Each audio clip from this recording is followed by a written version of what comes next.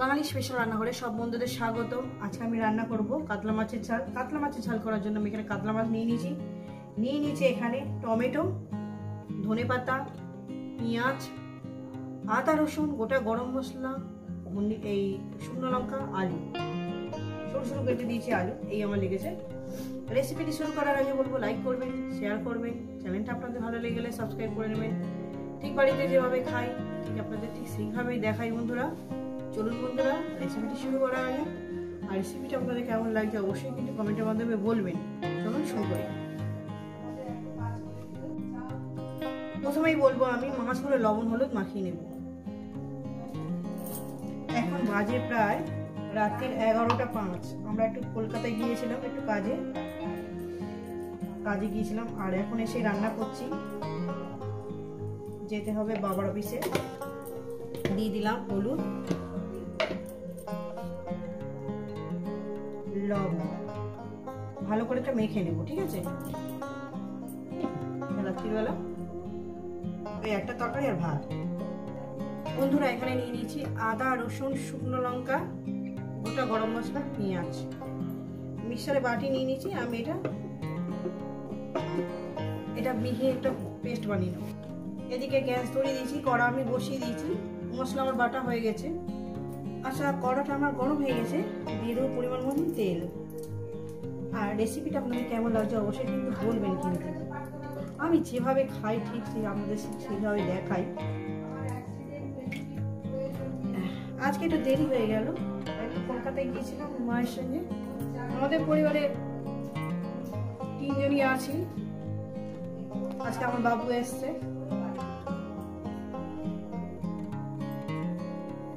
তেল আমার গরম হয়ে গেছে। দিয়ে দেবো লবণ,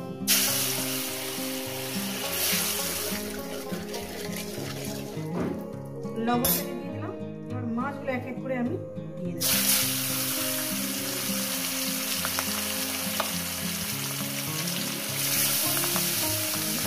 ভাজি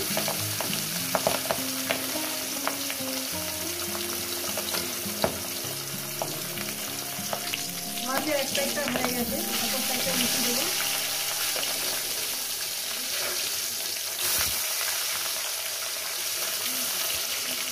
রেসিপিটা কেমন লাগবে অবশ্যই কিছু বলবেন। এই মাছগুলো আমার ভাজা হয়ে গেছে, বেশি কড়া করে ভাজবো না।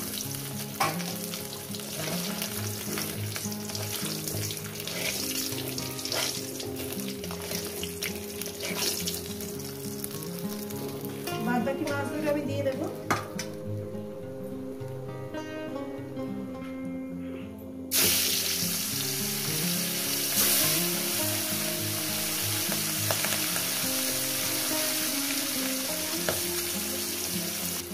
এই মাছগুলো আমার ভাজা হয়ে গেছে। আর একটা কথা আমি বলছি, যদি ক্যামেরার সামনে যদি ধোঁয়া লাগে কিছু মনে করবেন না। প্রচন্ড মশা তো, প্রচন্ড মশা হলে ওই জন্য এখানে ধুঁয়ো দেওয়া হয়। এখন রাত্রির ভাত ঠিকই কথা 11:30 বাজে, একটু ধুঁয়ো দেওয়া হচ্ছে। কিছু মনে করবেন না বন্ধুরা, যে ক্যামেরার সামনে দিবে ধোঁয়া লাগছে কেন। একটু জিরে দিয়ে দিলাম। প্রচন্ড কাশিও হয়েছে, কয়েকটি ভেজে নিয়েছি। ভাজা আমার হয়ে গেছে, তেল প্রচন্ড গরম। এবার দিয়ে দিলাম আপনার আলু,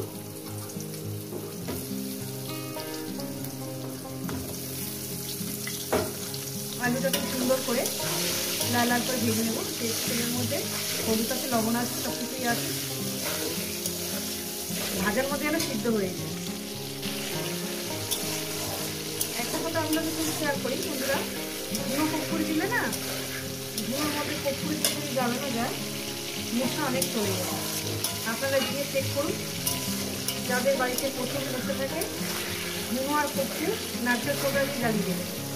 ধোয়া হয়ে গেলে দেখবেন অনেক মশা কমে গেছে।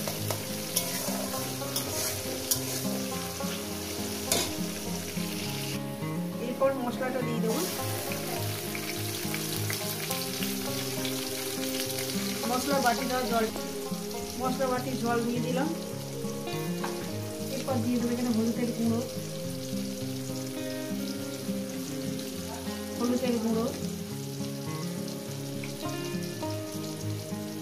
দিয়ে দেবো জিরে ধনে গুঁড়ো। ঠিক আছে বন্ধুরা, এরপর দিয়ে দেবো টমেটোটা দিয়ে দিলাম। এবার সুন্দর করে মিনিমাম 3-4 মিনিট ধরে এটাকে কষিয়ে নেব।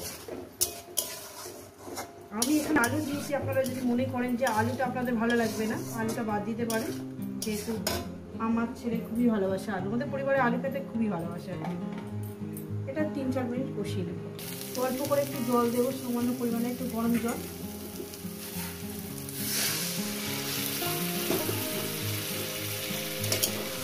যত সুন্দর করে কষবে ততটাই টেস্টি হয় বন্ধুরা। এইভাবে একদিন রান্না করে খেয়ে দেখবে, আশা করি আপনার ভীষণ ভালো লাগবে।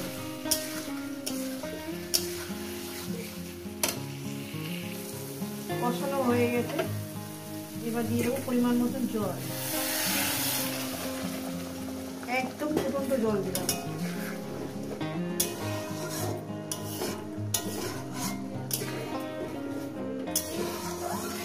এবার আমি কি করব, এর মধ্যে মাছটা আমি দিয়ে দেবো, যেহেতু একদম ফুটে গেছে।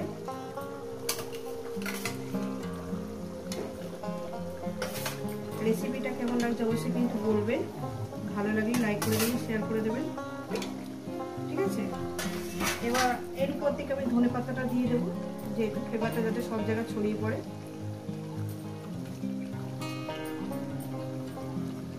এবার এটাকে আমি মিনিমাম একটু চাপা দেব,